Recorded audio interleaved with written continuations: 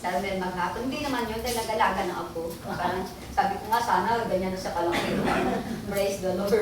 Tunay nga po napakabuti na Ama dahil sabi natin, kahit na takip-silid na itinatawag ko pa rin upang maglingkod at paglingkuran ng ating kapwa. No? Talaga, ito yung ating mission.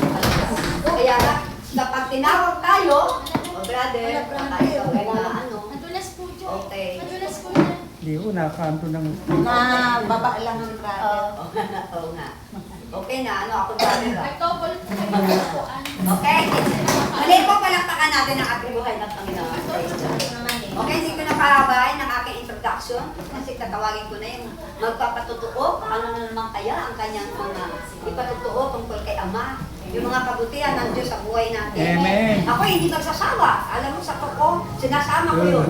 Papaaba rin yun na to. Kaya nga, ang ibig sabihin, nangyari sa'yo, hindi mo yun makakalimutan kung ano man.